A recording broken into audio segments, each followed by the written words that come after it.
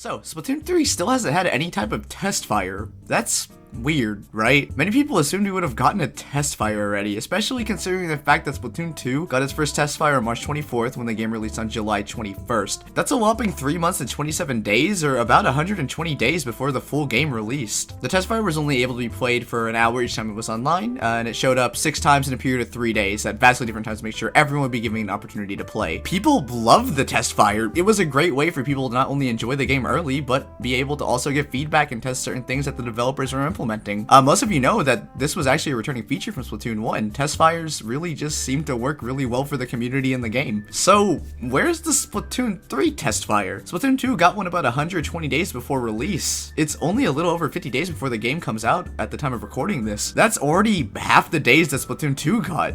What's going on? Well, we need to take some things into account. Yes, everyone wants a chance to play the game early, and it would most certainly be able to give helpful feedback to the devs, but perhaps we won't see a test fire for a few more weeks. Yeah, a few more weeks. Maybe even a month? Many people would say that that's too soon to the release date, but let's take a look at Splatoon 1's test fires. They ran on from May 9th and May 23rd, and the game came out on May 28th to May 30th, depending what country you were in. Going from the earliest date, that's only a 19 to 21 day wait time. That means Splatoon 1 didn't even have a month between the test fire and the release date. Well, if the first ever test fire for Splatoon 1 came out so close to release, why the heck did Splatoon 2 get such an early one? My guess is that Splatoon 2 is practically another try at Splatoon 1. The game had to be rushed for the new console, but they wanted to make sure the game's new mechanics worked on the new system and for players to feel like they were actually having a good experience. This was Nintendo's second attempt at a real online shooter, so they wanted to make sure the game worked well on a new system. Sure, Splatoon 1 was their first try, but I doubt Nintendo expected the amount of fans the first game generated. There was a lot of pressure for Splatoon 2 to be an acceptable sequel. This led to them trying to make sure the content would be sufficient.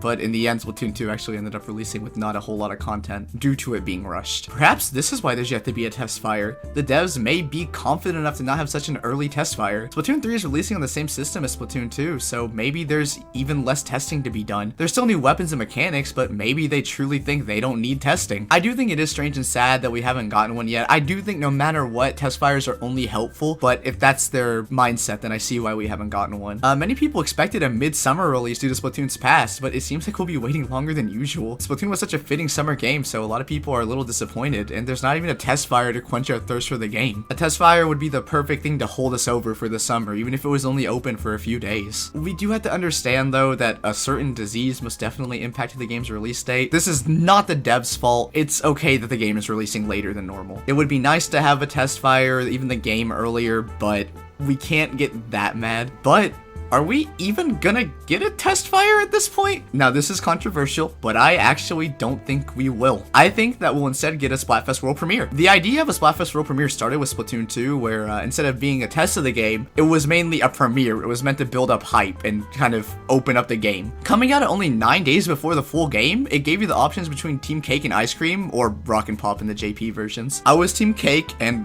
we lost. I'm still very salty about that, but it definitely did help Splatoon 2, at least for my friend group. I got some of them to play the world premiere and they really liked it and ended up actually getting the full game. I honestly think that this is what Nintendo will do. I would still like a test fire. I see nothing wrong with a test fire. I think it can only help, but it slowly seems like we're getting further and further from the idea of one. I do feel like Nintendo's gonna announce a test fire like right after I upload this, because that's how all my videos age. What would the weapons featured in a possible test fire or premiere even be, though? Obviously we got the Splattershot Charger and a Roller. In Splatoon 1, they actually had the Splattershot Junior. In Splatoon 2, the Junior was replaced by the Dualies. So maybe in Splatoon 3, the Dualies will get replaced by the bow? That's like the most basic way to work it out. Maybe the Dualies will stay since they are a bit unique. I mean, we can have more than 4 weapons. There's nothing stopping us from having just 4 weapons. Maybe the Dualies will stay in, though, since they are a bit more unique than other weapons. It would kind of make sense, too, since there's nothing saying we only have to have 4 weapons. I doubt Nintendo will add that much, but I can definitely see more weapons being in it. Maybe there'll be different brands of each weapon, so you can try different kits if there's just the 4.